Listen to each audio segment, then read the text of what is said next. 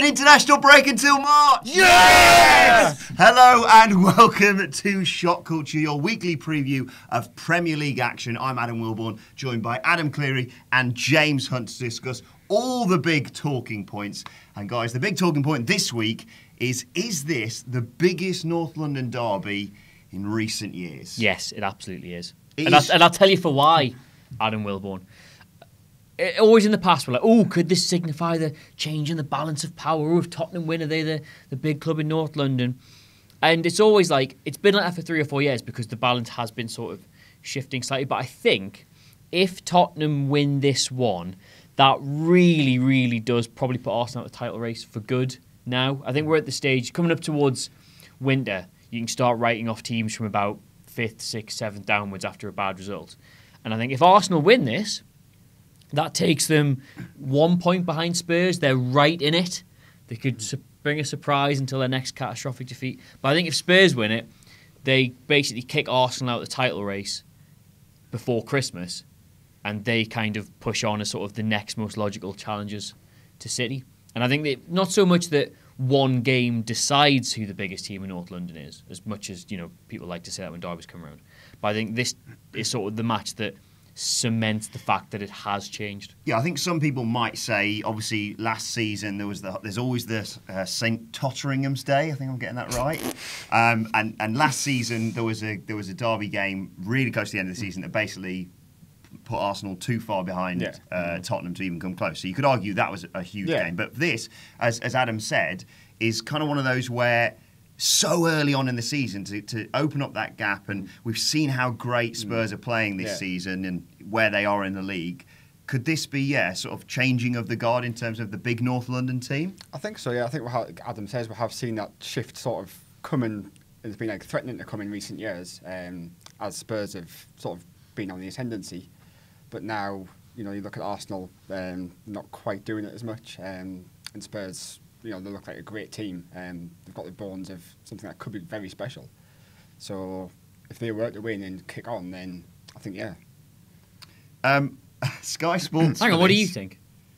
I absolutely think you're a Southerner. This is more relevant to you than it is to us too. Literally impossible. You're from south of Leeds. That's the south. From Derbyshire, Chesterfield to be precise. Never even heard of it. Good luck against Exeter this weekend. Bottom of the entire Football League pyramid. Let's move on. Sky Sports for this have done an interesting thing. I saw you commenting on this. God. Piers Morgan and Alan Sugar. In terms of who you'd like to annoy more, who would you prefer to win this game? Oh, is it possible for them both to lose? There's no winner, is there? This is the thing. I really do feel sorry for Arsenal fans because I've got a few mates who support Arsenal. And for all, as a Newcastle fan, and I'm sure James Sunderland fan will get this as well, there's a stereotype like the North East football fan. It's like celebrity football fans of Arsenal are all, Jezza aside, the absolute dog worst. Yeah. And Piers Morgan is Piers Morgan the most famous football fan? He's up there. He's the person with who's the most actual, not just somebody who follows it, not like the way Sylvester Stallone supports Everton, for example. He is a passionate football fan. He's probably the most famous person who is one. Well, and he happens to be. He is the worst football fan. Yeah. Are you editing this to censor it? Who is? No, Nicholas. Right, sorry, Adam, but Piers Morgan is the worst. And it reflects so badly on Arsenal fans. They deserve so much better than to have somebody like that as the icon. Yeah. One could argue former Prime Minister David Cameron is a bigger football fan, but you'd need to pick a side before that. So. Yeah, it helps when you can remember what football team it is you pretend to support. We all have that problem, don't we? Yeah. We always seem to go, who's it? Notts County, the Magpies. Yeah. Southampton, mate. Southampton. In terms of, and we sort of did this recently with the Invincibles and the current Man City side, but in terms of the potential combined 11 of these two sides, especially the way they're playing right now, you can't really argue more than maybe 2 Arsenal players at a push. I mean, 2? Ozil and Sanchez. I don't think Ozil gets into that. But then you look at players like they've got like Eriksen. I mean, Lacazette you'd consider, but then you've got Harry Kane, who's an incredible. I think Lacazette would get in ahead of Soldado. But I think, I don't think Ozil's. I mean, maybe he is technically better than Christian Eriksen, but he doesn't play better than he does. He doesn't deliver more than he does. Grabbing the game by the scruff of the neck. Yeah, and I think Tottenham do sort of struggle with that third person in the attacking three. Yeah, and that's like where Ali, Ericsson. I know like they've tried Sissoko there, mega lols. Son's played really well. Like honestly, hand on heart, if you were putting a team out tomorrow, would you play Son or would you play Özil if you've only got one?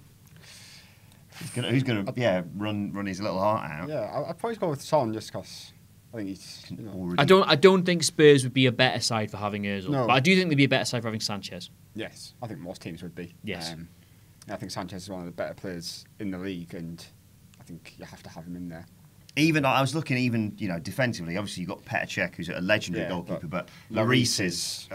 He's another level. Like he's probably at the level where Cech was a few years ago. Exactly, yeah. Like, the best in the league. I think He's right in up there. terms of all-time greats, I think Petr Cech at his peak is better than Hugo Lloris is at his peak. But I think right now, But Hugo Lloris is now at he's his peak, incredible. and Cech's past that. So. Yeah, other than Sanchez, and I think Arsenal probably have this problem when they compare themselves to a lot of sides at the minute, other than Sanchez, who from that side gets into the Chelsea team, who from that side gets into the Man City team, who from that side even gets into the Man United team. There's probably one or two more, maybe. But I think especially because talk a lot about Spurs' attack there, but defensively they're so tight as well, and they haven't conceded many goals. can you at imagine all. what Arsenal could do with a back four of like Rose or Davies, Vertonghen, Alderweireld, and Trippier? Can you imagine what Arsenal could do with that back four instead of Monreal, Holding, and Koscielny?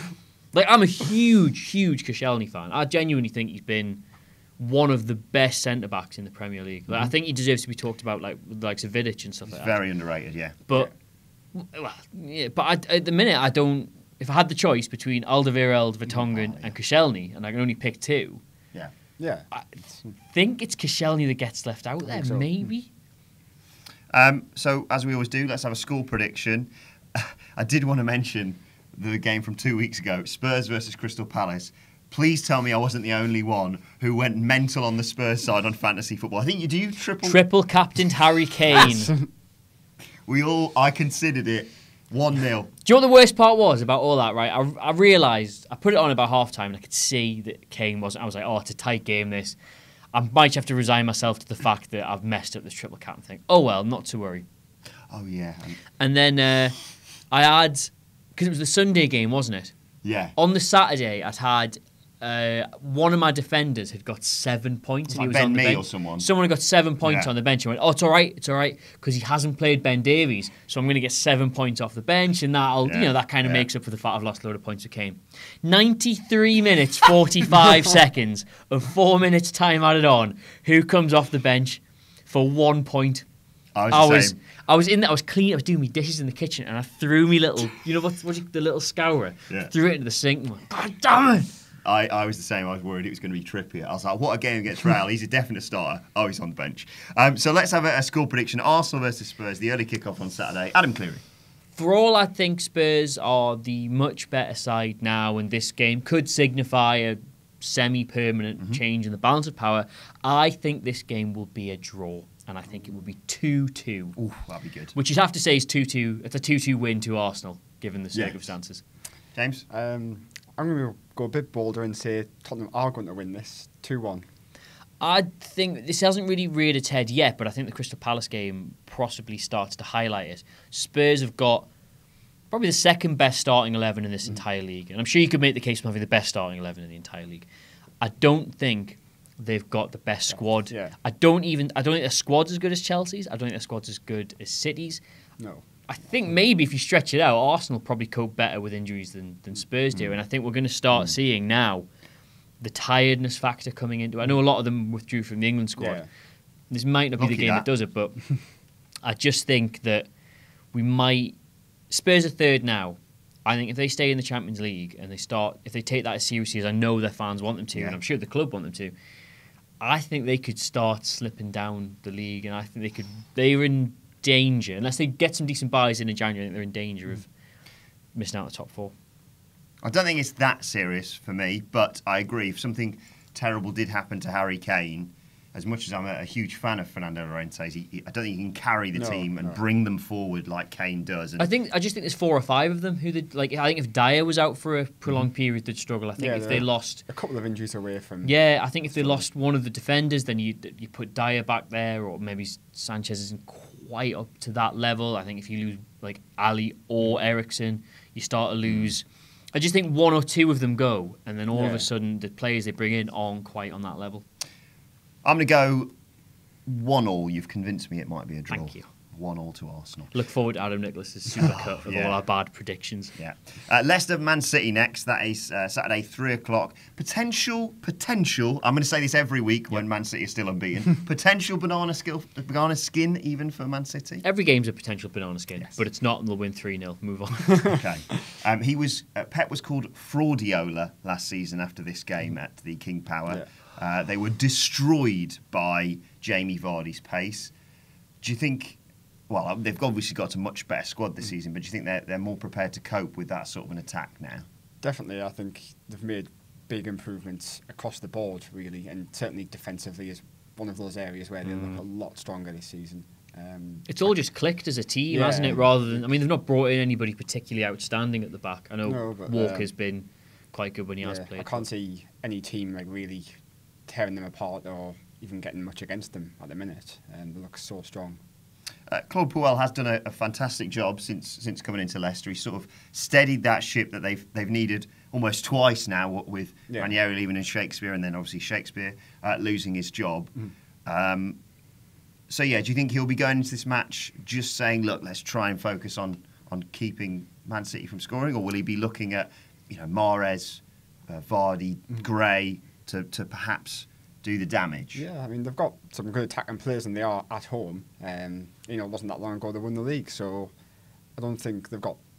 I mean, obviously, you've got fear Man City because they've got good players, but they have a chance. It's a free hit, isn't it, essentially? It's like, well, go on then. Every team's going to take quite a hit in terms of goals. I mean, there's no reason he can't just go, right, I tell you what, we'll set up to play them. We'll see how we get on. If it starts getting a 2 or 3-0, then we'll just try and close it off a bit. Yeah. So I think everyone should approach Man City this season, home or away, just have a go. Yeah, just go for it, like you say. You've got someone like Vardy there and Mahrez, then get the ball to them. Yeah, you catch them on an off day, you might be the team that takes points off them. Yeah.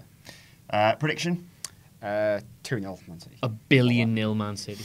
A billion one. I'll give Leicester some credit. I'll go 3-1 Man City for this one. Man United Newcastle is the late kickoff this Saturday. Man United already 8 points off the top of the Premier League. We'll get onto them. But you are our resident Newcastle expert here. Yes, as much as anyone can be. What is the latest on the takeover? Because it's been a couple of weeks, obviously. The latest is there is no latest. Like we said at the start, once they signed this non-disclosure, when they're doing their due diligence, it'll all go underground. Won't hear anything until there's something to hear. They're just doing stuff. Although there was a lot of paper talk, wasn't there? Although there inevitably will be a lot of paper talk. I think as well, the important thing to note is, as soon as it starts looking like it's going to be done, every single player in any European league and further afield who even slightly wants a move, their agent will tell somebody in a newspaper that they're going to Newcastle. Yeah, my money's on Aubameyang at the moment. You will see Newcastle linked to absolutely every player, and none of it will have any basis.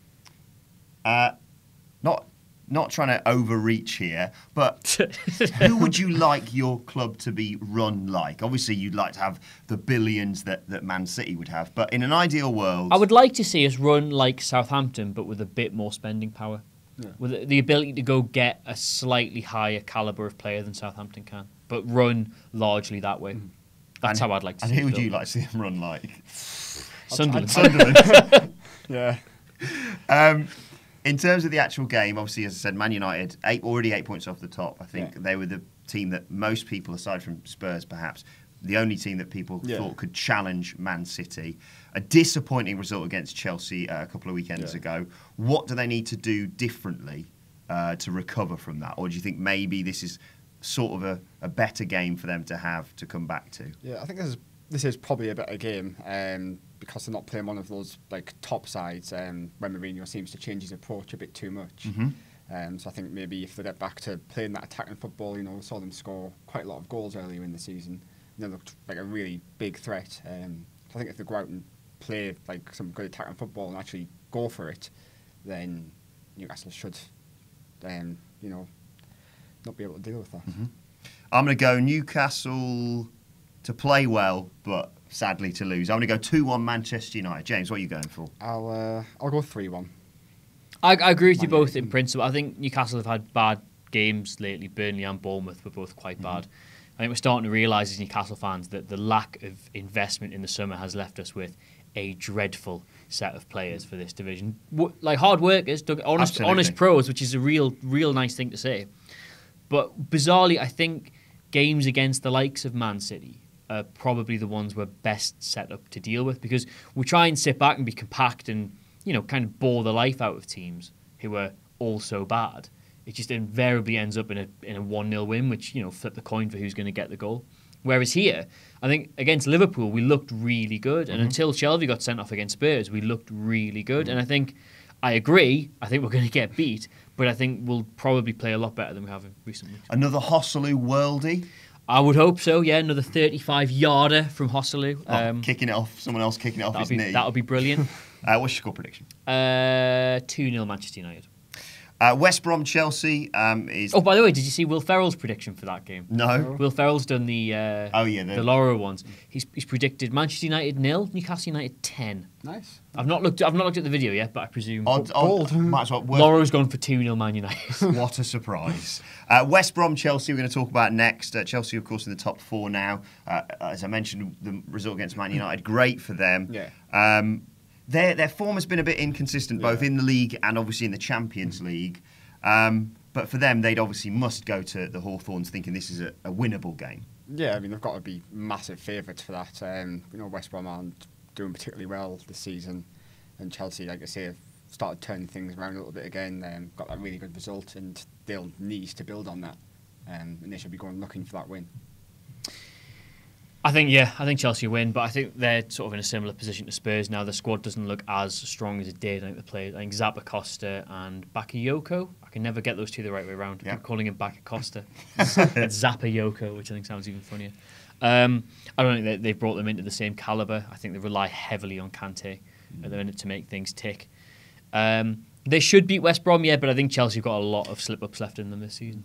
Now, we're saying there that we assume Chelsea will beat West Brom. Does the measure of victory or the way West Brom play potentially put Tony Pulis's job under threat? Because there's been whispers of that. They're 16th. Yeah. They got booed a lot in their recent game.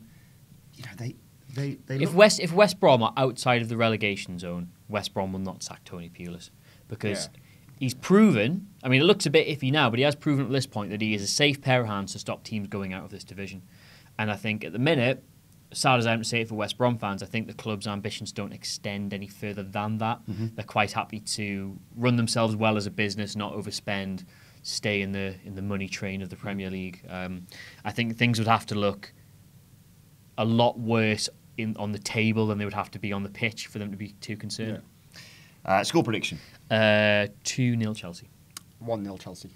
I'll go 2-0 Chelsea as well. Liverpool Southampton. As well, see. Liverpool Southampton, a potential chance, what with all the other games around them, for Liverpool to break into the top 4 in this game, and also eye up some potential new signings from Southampton. Thoughts on this game? Who Southampton got left to buy? Who's really sort of at that level?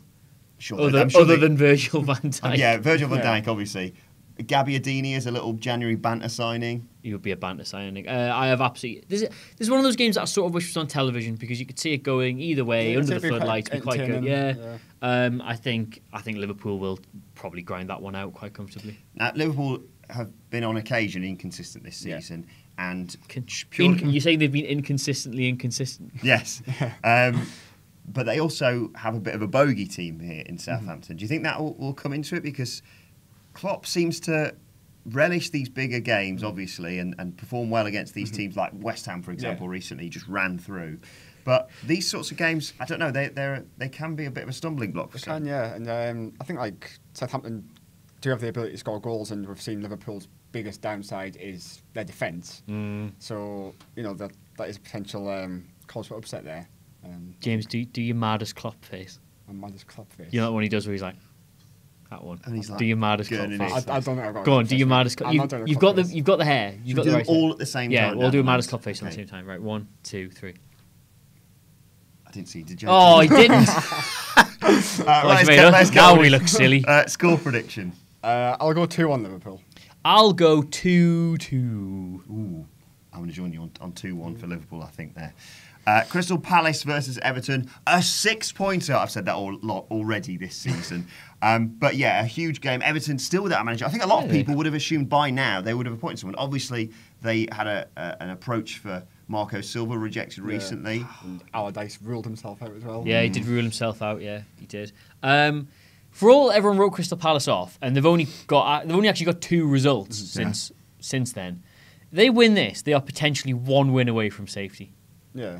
And I mean, I don't mean to toot my own cock too much, but I did say on previous episodes of this show that it was never as bad as it looked for Palace, no matter how big the gap got, because they were a run away from sort of being viably safe, and they're not playing as bad as a team that have only got 4 points out of 11 games, which suggests they played all right when they were getting beat. They're playing all right now. They're picking up points. They are comfortably no worse than Swansea, West Ham, Bournemouth, West Brom, Everton, Stoke. Probably even Southampton, Leicester, Newcastle, Huddersfield. They're, like, in terms of actual performances, they're no worse off than those teams. And they've got those players in Zaha and Townsend and stuff that potentially if they're on form can turn the game around. They've got good players who just for whatever reason weren't getting results. I still think Palace will stay up. We have to mention this comeback that Everton had against Watford a couple of weeks ago, which was fantastic.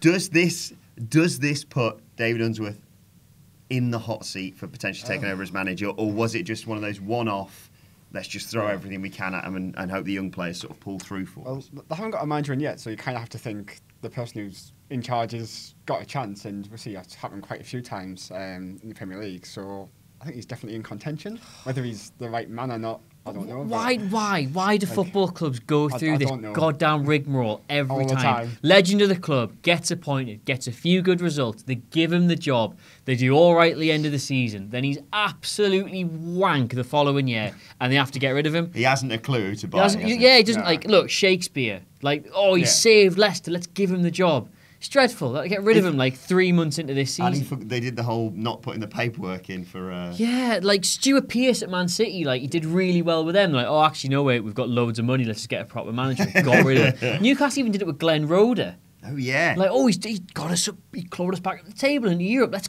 keep him. He hasn't got a clue what he's doing. We'll have to sack him now. I'm sure your lot must have done it 100 times. Every season, mate. Chesterfield with former striker Jack Lester at the helm Hang now on, as well. You now referring to him as former striker Jack Lester? Former legend. As opposed to Chesterfield legend Jack Lester? Legend, yeah. Looking at this game, with all the stuff that's going on with both clubs... Just tell Unsworth that he can just tell him he's got the job until they get somebody in, and then get somebody good in. That's all they've got to do. They've got to be trying for someone like Sean Dyche. Sean Dyche. We'll just say, look, we'll keep you. Look, we're going to get someone else in. We'll do right by it. Don't get settled. We'll do right by it. We'll make sure you've still got a job at the end of it, but just keep everything taken over. Score prediction. Oh, who they play? Palace. 2-0 Palace. 2-1 Palace. 6-point Palace. 1-1. I'll go 2-2 in that game. Speaking of Sean Dyche, Burnley versus Swansea. Seamless. Burnley versus Swansea. Can Burnley get into Europe? Because they are playing fantastically well. They're winning those, Southampton a couple of weekends ago. They're winning those games that they need to take 3 points from. Yes, of course they can. Look, will they, though? Well, there's a lot of teams below them that are capable of just finding a good run of form and being the Burnley. Yeah. Being the surprise package. I mean, Watford a couple of weeks ago looked like they were going to do it. Newcastle were 6th not so very long ago. Southampton are a good side. Leicester are a good side. Stoke and Everton have, in theory, the kind of players that could get you up that end of the league. But none of them are playing as consistently well as Burnley. Burnley aren't going to have a massive run of form. This is just how they play. They can grind out results. A solid team. It's just one of those, isn't it? They've just taken that home form that they've had, which has always given them a decent, 30-odd genius by that Dyche, wasn't it? Let's play that way. Away. Yeah, that's what they changed. And now because they're winning some of those away games as well. Yeah. They're very difficult to beat at home. They'll stay that way throughout the season, I'm sure. And teams have proved so many times that you can get into the top 8, top 6 on your home form alone if it's good enough. I don't see any reason why they can't. The teams below them although there's a lot of teams below them, like Stoke, Palace, West Brom, probably Everton, Leicester. who've probably got better squads. Probably even Watford have got a better squad Yeah, than they on have. paper. It's but- just They just Dyche has built. got them Yeah, well yeah. drilled, well organised, Yeah. and this could be one of those seasons where just a team grinds out a really good finish. I realise what I'm about to say, by the way, is a complete setup for in the Supercut of results next week, Swansea winning. Yeah. But this is surely a nightmare game for Swansea, needing to get some points on the board Yeah. and It's a going wor- to a team. It's a It's really almost the worst place they could go, because if they were going to a City or a Man United or like a air quotes big club, Yeah, they wouldn't have to worry. they wouldn't be too much. factoring that in. But at the start of the season, when you look at like the teams, Swansea will have expected to be near Burnley at this Yes, point in yes. the season.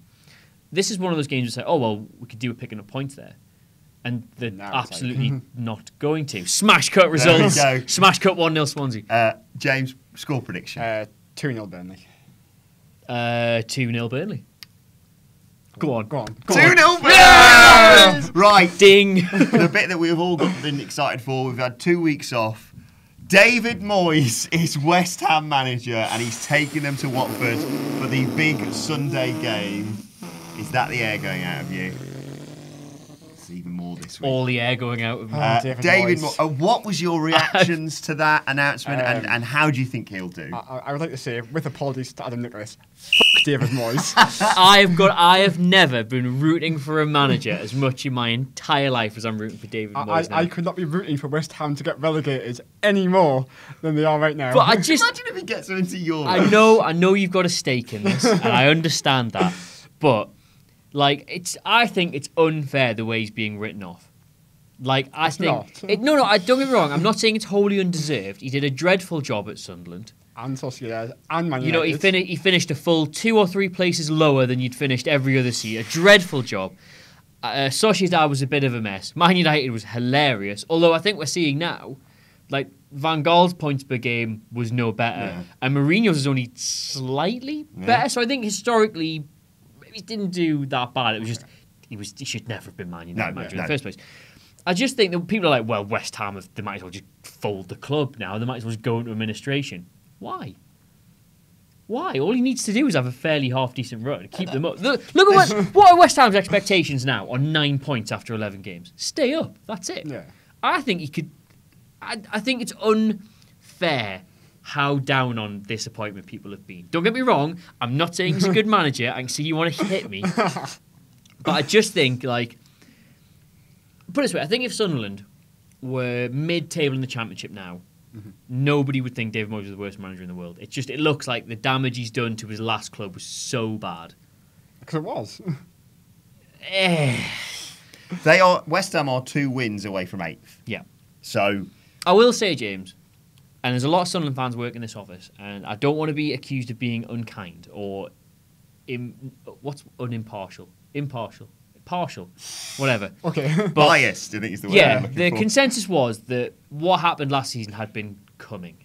Not as dramatically and as badly as it did, Yeah. but it had been coming. it was more his attitude. It's not and- that David Moyes took over Sunderland when you were expected to finish sort of mid-table or top half. You knew it was going to be a struggle. Yeah, but we had been in the ascendancy. I know. under Allardyce. Yeah, We were in- Allardyce had we were posted the in best. good form, playing Yeah. pretty decent football, and Moyes basically came in and went, right, lads, we're in a relegation scrap. Probably just give up for the season. Eh? True, but it's not that. It's not like he took over, let's say, West Ham this season, who were expected to do quite well and made a lot of No. big buys, and put them in the relegation No, zone. I mean, he may well keep them up, and I will hate that. But I just think the amount of people love to have decided something straight away before it happens. Hence why we do predictions on Yes. this every week and we are always wrong. I just think everyone's decided that David Moyes is, sorry Adam, rubbish now. There you go. And he's definitely going to get them relegated. And it's just such an easy opinion to have. Well, that was dreadful. I'd just like him to prove people wrong a bit, because it's nice when people do that. I agree. I'd like to see him do well at West Ham and hopefully turn those doubters around. It's not going to happen Sorry, James. on Sunday. It's going to be a Watford win 2-1 for me. 0-0. Oh, 1-1. Ooh. Even though they've been slagging David Moyes off, I think I'll get a point. 2 games to go to predict. Can we just do this match of the day style and just literally just talk, just do the goals and then leave it forever? Yeah, okay. Brighton versus Stoke, the Monday game. 1-0. Oh, is that Monday night? Yeah. Oh, I'll not watch that. 1-0 Brighton. 2-1 Brighton. I'll go 1-1. Cool. Good for you. Bournemouth versus Huddersfield is the final game. The big one. This is what the big boys come and do in the Premier League. Big, bad Bournemouth win. Score? Boone Bill. Okay. Translate that if you can. Boo Bill. 2-0 Bournemouth. I'm going to go 2-1. That's bot by bed. Go on, try and carry on. I dare you. Have you hit your head? I think, yeah. I'm going to go 2-1 Call the Huddersfield. doctor. I'm going to go 2-1 Huddersfield. Right, let us know your predictions in the comments.